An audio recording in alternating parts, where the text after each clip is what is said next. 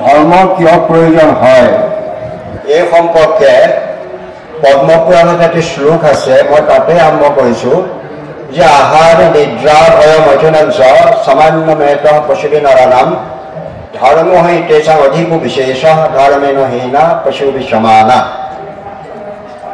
আহাৰ নিদ্ৰা ভয় মৈথুন এই চাৰিটা সহজাত প্ৰবৃত্তি ক্ষেত্ৰত মানুহ আৰু ইতৰ প্ৰাণীৰ মাজত কোনো পাৰ্থক্য নাই। তেওঁলোকৰ আহাৰ কৰে, খায়, তেওঁলোকৰ আহাৰৰ কিন্তু সীমাবদ্ধতা আছে, তেওঁলোকে কেতিয়াও সীমাৰেখা অতিক্ৰম নকৰে। ইতৰ প্ৰাণীয়ে নিদ্ৰাও তেওঁলোকে নিজুমে শুব পাৰে। আমাৰ দৰে ঘৰ দুৱাৰ তলা লগাই বন্ধ কৰি শুব নালাগে, কাৰণ তেওঁলোক শুৱে যদিও কাৰোবাৰ ওপৰত সমৰ্পণ কৰি শুই দিয়ে, টোপনি আহি যায়। তেনেকৈ ভয় সিহঁতৰো আছে, তাৰ কাৰণে ভগৱন্তই তেওঁলোকক হাতত মূৰত কাৰোবাক শিং দিছে, কাৰোবাক কিবা ধৰণৰ ব্যৱস্থা দিছে তেওঁলোকক ৰক্ষণাবেক্ষণ কৰিবৰ কাৰণে। আৰু শেষত মৈথুন সিহঁতৰ সতি সন্ততি আছে, নিজৰ ল'ৰা ছোৱালীৰ কাৰণে কিবা কিবি হ'লে তেওঁলোকক প্ৰাণ পৰ্যন্ত উৎসৰ্গা কৰিব পাৰে। গতিকে এই চাৰিটা প্ৰবৃত্তিতে যদি আমি মানুহখিনিও সোমাই থাকোঁ তেতিয়াহ'লে আমাৰ আৰু তেওঁলোকৰ মাজতে কোনো পাৰ্থক্য নাথাকিব।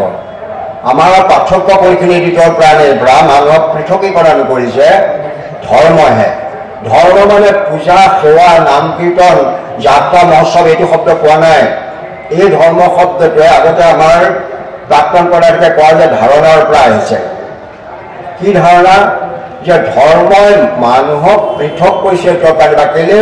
মানুহবিলাকে বিচাৰ কৰিব পাৰে কি খাম কি নাখাম। মানুহক বান্ধি দিয়া নাই এইকেইটা খাব পাৰিব এইকেইটা খাব নোৱাৰে। ইতৰ প্ৰাণীক বান্ধি দিয়া আছে যে তেওঁলোকে এনেকুৱা কৰিব পাৰিব তেনেকুৱা। সেইকাৰণে আমি বিচাৰ কৰি কৰিব পাৰে কাৰণে মানুহক ধৰ্মৰ লগত জড়িত কৰা হ'ল। দেখিলে ভগৱন্তই দেখিলে যে মানুহখিনিক যদি নিজৰ ইচ্ছামতে ইতৰ প্ৰাণীৰ দৰে চলিবলৈ দিয়া যায় তেওঁলোকে সদায় প্ৰতিদিনেই সীমাৰেখা অতিক্ৰম কৰিব, ইতৰ প্ৰাণীৰ দৰে সীমাৰেখাৰ ভিতৰত নাথাকে।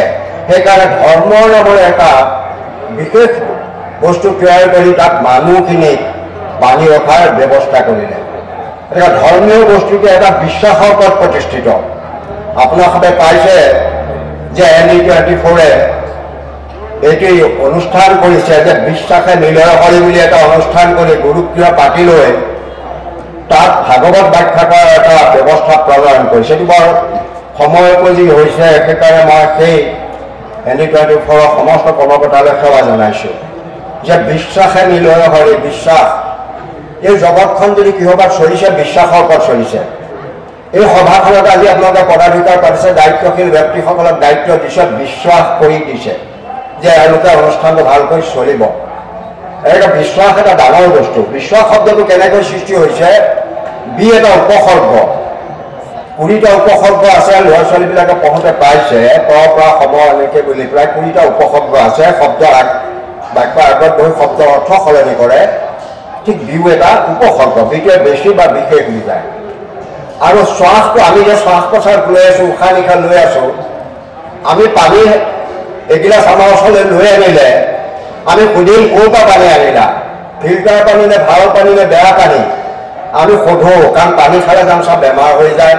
কিন্তু আমি এই যে এক নিমিষো এক ক্ষণো আমি অপেক্ষা নকৰাকৈ নিৰন্তৰ উশাহ নিশাহ লৈ আছোঁ, আমি কোনো ভবা নাই যে উশাহটো পৰিষ্কাৰ হয় নে নহয়, এই উশাহটো ভাল হয় নে নহয়। কাৰণ এইটো উশাহ নোলোৱাত আমি এক নিমিষো থাকিব নোৱাৰোঁ, পানী নোখোৱাকৈ দিনটো থাকিব পাৰোঁ।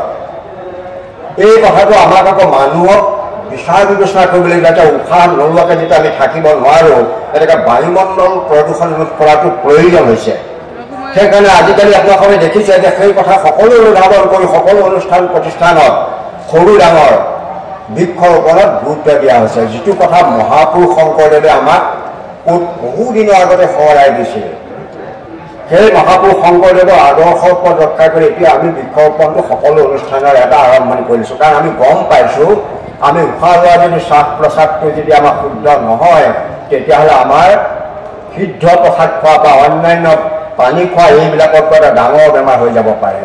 এই শ্বাসটো যেনেকৈ আমাৰ কাৰণে অতি অপৰিহাৰ্য বস্তু, আমি এক নিমিষো শ্বাস নোহোৱাকৈ থাকিব নোৱাৰোঁ। ইয়ালৈ আহিছে আপোনালোক ইয়াতেই শ্বাস লৈ আছে, শ্বাসৰ কাৰণে এটা বেলেগ চিলিণ্ডাৰ আমি লৈ অহা নাই। এইটো মই শ্বাস ল'ম, পানীৰ কাৰণে বটল আনিছোঁ, অন্যৰ কাৰণে বটল আনিছোঁ, কিন্তু শ্বাস ৰোগৰ কাৰণে আমি কোনো এটা চিলিণ্ডাৰত উশাহ অক্সিজেন পিয়ৰ অক্সিজেন ভৰাই লৈ অহা নাই। বায়ুমণ্ডলত ভগৱন্তই দিয়া বায়ুৰ ওপৰত আমি নিৰ্ভৰ কৰিছোঁ। শ্বাসটো যেনেকৈ আমি বিশ্বাসত লৈছোঁ, শ্বাসটো যেনেকৈ আমাৰ একদম অপৰিহাৰ্য বস্তু, ঠিক সমাজ এখনৰ কাৰণে প্ৰচলিত হ'বৰ কাৰণে বিশ্বাসটো তেনেধৰণে এটা অতি অপৰিহাৰ্য বস্তু। বিশ্বাস নথকা এখন সমাজ থাকিব নোৱাৰে, এটা পৰিয়ালো থাকিব নোৱাৰে, এখন বিদ্যালয় চলিব নোৱাৰে, এটা অনুষ্ঠান চলিব নোৱাৰে। অনুষ্ঠান প্ৰতিষ্ঠান, এখন চৰকাৰ, যিমানবোৰ অনুষ্ঠান প্ৰতিষ্ঠান আছে এইবোৰ কেৱল বিশ্বাসৰ ওপৰত চলি আছে। এখন ঘৰত মানুহগৰাকীক যদি বিশ্বাস নকৰে, ল'ৰা ছোৱালীয়ে যদি বাপেক মাকক বিশ্বাস নকৰে, আৰু বিদ্যালয়ত যদি ছাত্ৰ ছাত্ৰীয়ে শিক্ষকক বিশ্বাস নকৰে, শিক্ষকসকলে যদি প্ৰধান শিক্ষকক বিশ্বাসত নলয়, সন্মান নকৰে, এটাই অনুষ্ঠান প্ৰতিষ্ঠানবিলাক বিশৃংখল হৈ যাব। এখন চৰকাৰ চলি আছে, আমি চৰকাৰ কৈছোঁ, কালি ৰাস্তা এটা যদি ভাগে ছিগে আমি চিধাই চৰকাৰক দুখ কৰি দিওঁ, কেলে চৰকাৰ দায়িত্বত আছে।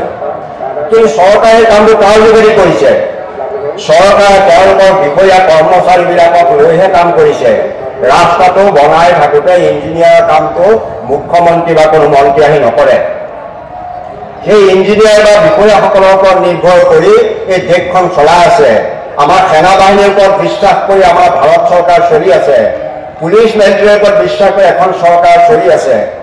এই যিবিলাকক আমি বিশ্বাসত লৈছোঁ, তেওঁলোকে যে বিশ্বাসমতে কাম কৰে, আজি হয়তো আমাৰ ৰাস্তা পদূলি বেয়া নহ'লহেঁতেন, বা বিদ্যালয়সমূহ বেয়া নহ'লহেঁতেন, কোনো অনুষ্ঠান প্ৰতিষ্ঠানে বেয়া নহ'লহেঁতেন। আচলতে কি হৈছে জানেনে? যিসকলক বিশ্বাসত লৈছে তেওঁলোকে বিশ্বাস ভাজন কৰা নাই, বিশ্বাসঘাতকতা কৰিছে। তাৰ ফলতে আজি সমস্যাবোৰ সৃষ্টি হৈছে। এনেকৈ বিশ্বাসঘাতক কৰিলে জানক এখন অনুষ্ঠান ভালকৈ চলিব নোৱাৰে। এনেকৈ চৰকাৰে কি কৰিব? যদি বিষয়া কৰ্মচাৰী পুলিচ মিলিটাৰীয়ে বিশ্বাসঘাতক কৰে, মেলকৰীসকলে যদি বিশ্বাসঘাতক কৰে, তেতিয়াহ'লে সেইখন চৰকাৰ কেনেকৈ চলিব? সেইকাৰণে প্ৰতিজন লোকৰে দায়িত্ব আৰু কৰ্তব্য আছে। তেওঁক যেতিয়া কোনোবাই বিশ্বাসত লৈছে, আপুনিও তেওঁক বিশ্বাসটো দেখুৱাবৰ কাৰণে প্ৰচেষ্টা কৰক, চেষ্টা কৰক, কৰ্তব্য কৰক, কাম কৰক। ঠিক তেনেকৈ আমাৰ গুৰুজন আৰু ধৰ্মটো এটা বিশ্বাসৰ প্ৰতিষ্ঠিত বস্তু। আমাৰ বহুত অন্ধ অনুকৰণ কৰিছে, অন্ধবিশ্বাসত মানুহে বিশ্বাসী হৈ গৈছে।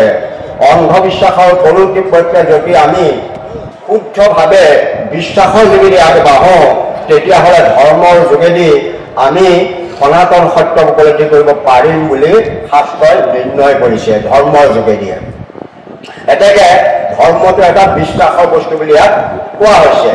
এইদৰে আপুনি পৃথিৱীত এতিয়ালৈকে আপুনি যদি ভাল কৰি চাই, শতকৰা 90% মানুহ ধৰ্ম বিশ্বাসী, কোনো নহয় কোনো ধৰ্ম মানে।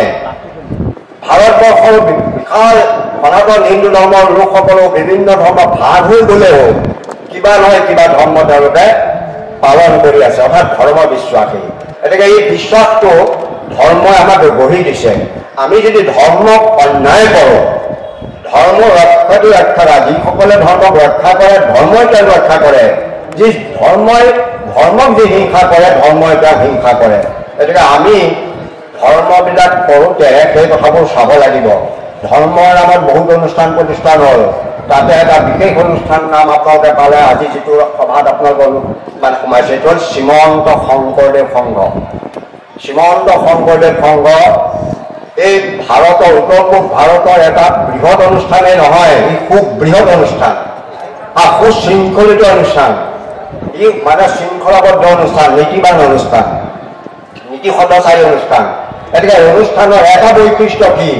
ভাৰতবৰ্ষত বহুত ৰাজনৈতিক দল আছে, ভাৰতবৰ্ষত বহুত সভা সমিতি আছে, তাৰ সদস্যসকলক মেম্বাৰ বুলি কয় বা সভ্য বুলি কয়। কিন্তু শ্ৰীমন্ত শংকৰদেৱ সংঘত যিসকলে প্ৰতিষ্ঠা কৰিছিলে, তেওঁলোকে দেখিলে যে আনৰ দৰে এক সভ্য নাম দিব নোৱাৰি। নাম কি দিলে জানে? সংগী। শ্ৰীমন্ত শংকৰদেৱ সংঘৰ সদস্যসকলক সংগী বুলি কোৱা হয়। সংগী বুলি কেনেকুৱা হৈছে জানেনে?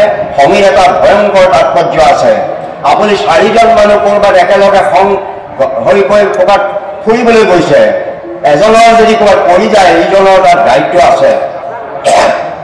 এজনৰ যদি অসুখ হয়, ইজন সংগীৰ দায়িত্ব আছে। এজনৰ যদি পইচা পাতি কম হয়, আনজনৰ তাত প্ৰয়োজন আছে। সেইকাৰণে সংগীসকল ইজনৰ সিজনৰ অতি প্ৰিয় হৈ পৰে।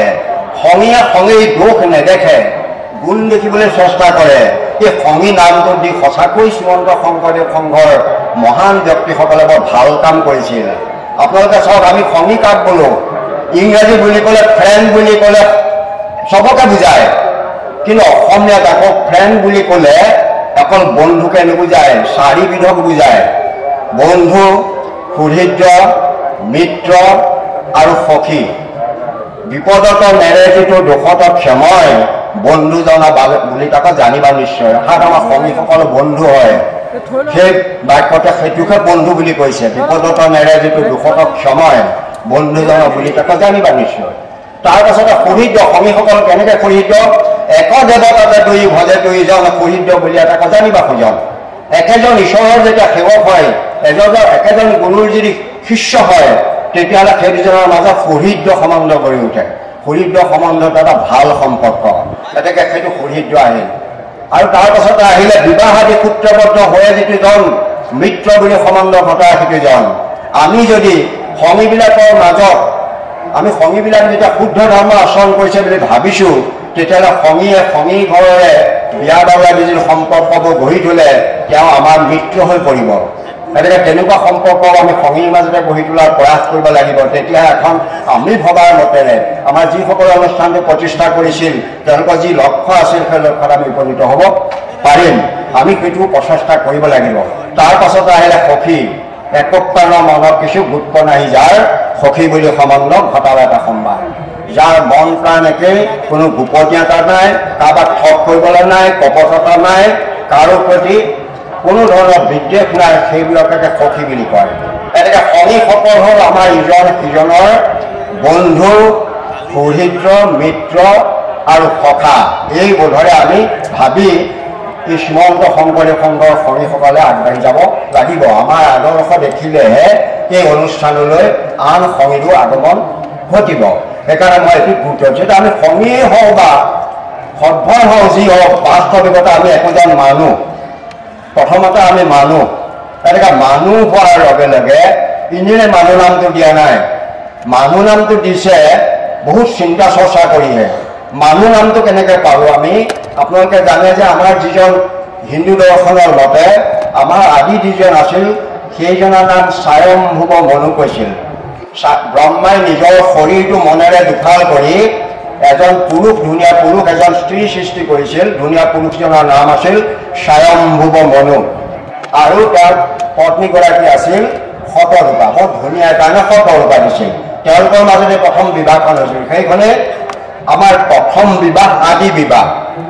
তেওঁলোকৰ 5টা সতি সন্ততি হৈছিল। এইদৰে সংসাৰখন বাঢ়ি বাঢ়ি বাঢ়ি বাঢ়ি বিশাল মানৱ সমাজখন গৈ উঠিল।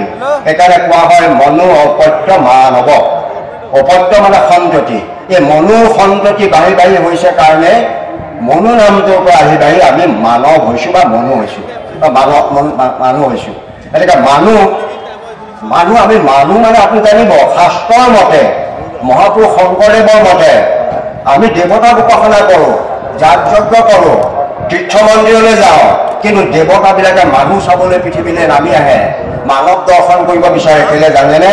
শংকৰদেৱে লিখিছে যে মনুষ্য হৈ বাৰ দেৱতাৰ অভিলাষ, ধৰ্ম অৰ্থ কাম মোক্ষ সিজে অপৰাধ। দেৱতাবিলাক আমি পূজা কৰোঁ, কিন্তু দেৱতাবিলাকে মানৱ পূজা কৰে। কেলৈ কৰে জানেনে? যে মানুহ যদি হ'বলৈ পাওঁ, তেতিয়াহ'লে চতুৰ্বৰ্গ সাধন হ'ব। দেৱতাই কেতিয়াও চতুৰ্বৰ্গ সাধন কৰিব নোৱাৰে। শাস্ত্ৰৰ মতে দেৱতাবিলাকে চতুৰ্বৰ্গ সাধন কৰিব নোৱাৰে। মানৱৰ ক্ষেত্ৰতে চতুৰ্বৰ্গ সাধনটো সম্ভৱ হয়। আমাৰ বিবাহবিলাকত দৰা কন্যাক পত্নী হিচাপে গ্ৰহণ কৰোঁতে, পানী গ্ৰহণ কৰোঁতে বৰে বাক্যটো কয়, মই ধৰ্ম অৰ্থ কাম মোক্ষ চতুৰ্বৰ্গ সাধনত তোমাক সাৰথি কৰিম। পাছত কৰে নকৰে পিছৰ কথা, কিন্তু সেই বাক্যটো কিন্তু শাস্ত্ৰৰ ওচৰত, ভাগৱতৰ ওচৰত দিয়ে। মই ভাবোঁ এই বাক্যটো পালন কৰিব লাগে। এনেকৈ চতুৰ্বৰ্গ সাধন কৰিব পৰা মানুহৰ সম্ভৱ। সেই মানুহখিনি আকৌ দেৱতাই মানুহ হ'বলৈ বিচাৰে, আমি কোনো দেৱতা হৈছোঁ বুলি বিচাৰোঁ। যে দেৱতাই ব্ৰহ্মাই বোলে ব্ৰহ্মাৰ প্ৰাৰ্থনীটো নৰতনো, ব্ৰহ্মাই নৰতনো লাভ কৰিবলৈ বিচাৰে, দেৱ দেৱতাসকলে বিচাৰে, ব্ৰহ্মা ৰুদ্ৰ ইন্দ্ৰ আদি দেৱতাসকলে বিচাৰে, কিন্তু মানুহে আকৌ দেৱতাৰ আশীৰ্বাদ বিচাৰে।